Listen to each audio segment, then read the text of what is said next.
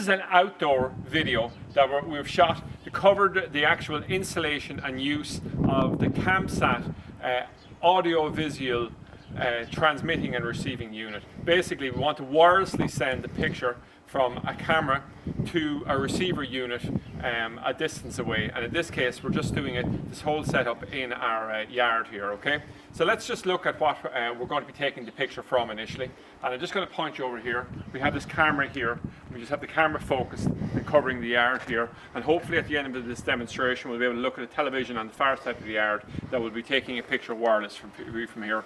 So basically we take the feed, the BNC output here from this, and we run it over here, and this is the first part of the Camsat unit. It's the actual transmitter unit. So what I'm going to do here is, you're going to see that there's two inputs in here. The first one is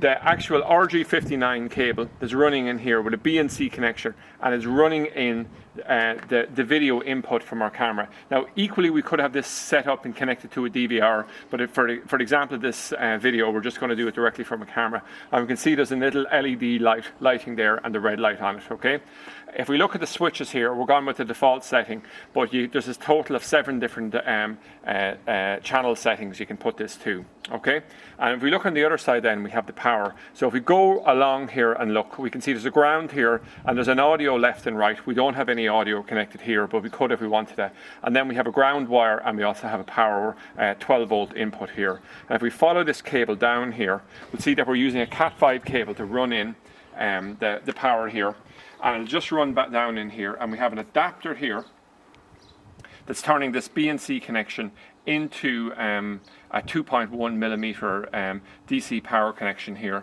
And what we have here then is just a 12 volt 5 amp power unit here, and it's just connected here. So this is what's powering this unit. So you can see this is the back of the unit, and this part here is the transmitter front of the unit.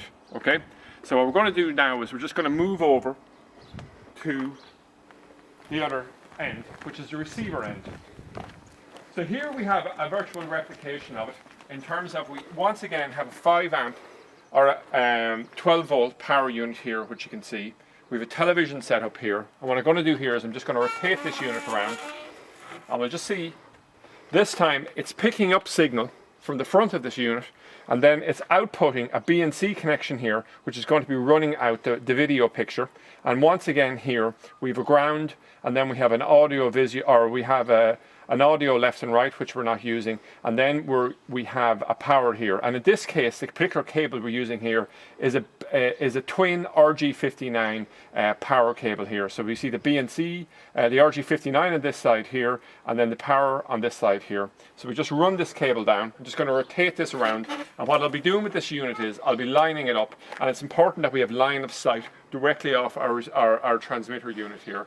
And once again, we can adjust the angle here. You can see this is slotted, so we can adjust this on both the transmitter and also on the receiver unit.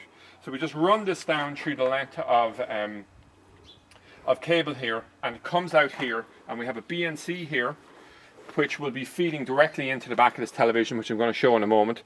And also what we have here then is the power that's coming off our power unit. Okay, and if we just turn around and look at the back of this television, you can see what I've done here is I have a length of lead here where I've converted this from BNC over to phono, and from phono I've converted it over to a SCART input.